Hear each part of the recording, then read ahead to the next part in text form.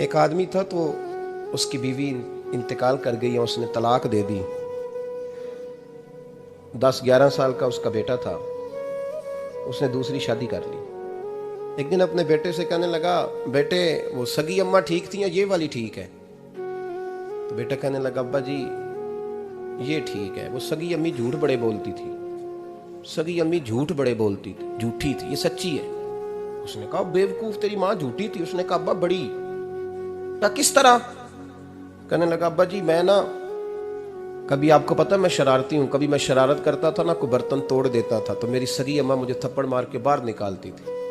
کہتی تھی میں تالا لگاؤں گی باورچی خانے کو, تجھے ساری رات روٹی نہیں دینی, تو آج بھوکا ہی رہے گا. بالکل نہیں دینا, ساری رات نہیں دینا. بڑے دعوے کرتی تھی, قسمیں اٹھاتی تھی, پر بڑی جھوٹی تھی. آدھا گھنٹہ بھی نہیں گزرتا تھا تو گلیوں میں مجھے ڈھونڈنے لگ جاتی تھی, اور لا کے نا تو غلطی میری ہوتی تھی, رونا میری اماں شروع کر دیتی تھی. اوے مینو نہ ستایا کر وے پترا. پھر میری مرضی کا کھانا مجھے پکا کے دیتی تھی, میری مرضی کا. اور پھر میری اماں مجھے تحفہ بھی دیتی تھی. ابا جی وہ جھوٹی تھی, پہلے کہہ رہی تھی ساری رات نہیں دینا, اب آدھا گھنٹہ. یہ بڑی سچی ہے, جواب بھائی ہے. میں شرارت کرتا ہوں تو تھپڑ مار کے نکال دیتی ہے, کہتی ہے روٹی نہیں دینی. پھر میں ساری رات رو کے گزارتا ہوں پر نہیں دیتی. یہ سچی ہے, وہ جھوٹی تھی. تو ماں کے درد کو کیا سمجھے؟ بچے تو کہتے ہیں اماں نے ہمیں قید کر دیا, اماں کہتی ہے میری مرضی سے کھاؤ. اور تجھے نہیں پتا اس نے قید نہیں کیا, وہ تم سے پیار بڑا سچا کرتی ہے, اور بڑا سچا پیار کرتی ہے تیرے ساتھ, بڑا سچا. کہ میرے جیسے پیر کے ہاتھ میں 5000 روپیہ نذرانہ دو نا, پیر صاحب دعا کرنا, تو پیر صاحب نے دعا پکی یاد کی ہوئی ہے سب کے لیے, رٹی رٹائی, اللہ خیر کرے اللہ بھلا کرے, اور سب کے لیے رٹا لگایا ہوا ہے. اور اماں کو بیٹا ویسے ہی کہہ جائے, ویسے ہی, اماں میں انٹرویو دینے جا رہا ہوں, ذرا دعا کرنا, وہ بیبیاں منگا کے دعائے تنجینہ پڑھانا شروع کر دیتی ہے. اور ساری رات مسلح پہ بیٹھی. اس درد کو سمجھنا. اور بھائی بڑا ویل ڈریس بیٹا ہوتا ہے, ویل ڈریس نوجوان, وہ 18,000 کا جوڑا پہنتا ہے, 7,000 کا جوتا خریدتا ہے, وہ قیمتی قسم کی گھڑی استعمال کرتا ہے.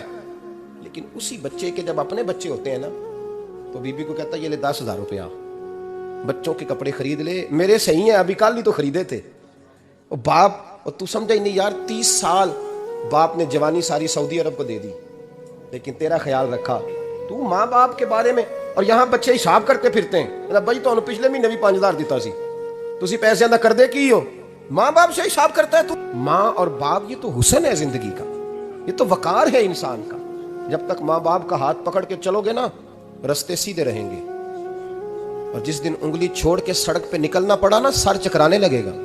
یاد رکھنا, یہ بڑا مشکل کام ہوتا ہے. لوگوں کا تو رخ ہی اس دن واضح ہوتا ہے جس دن آدمی سائے سے محروم ہوتا ہے, ماں اور باپ. تو پھر یہ بھی سن لیں, نبی پاک صلی اللہ تعالی علیہ وآلہ وسلم نے ماں باپ کے لیے فرمایا, ہما جنتک و نارک, یہی تیری جنت ہے اور یہی تیرے لیے جہنم ہے. اگر یہ راضی ہو گئے تو تیرے لیے جنت ہے, ناراض ہو گئے تو چاہے تو 100 پیر کے مزار پہ حاضری دے آ, لیکن جب تک ابا راضی نہیں اتنی دیر تک اللہ راضی. یہ حدیث پاک ہے, حضور نے فرمایا جس کے والد راضی اس کا اللہ راضی, اور جس کا باپ ناراض اس کا اللہ.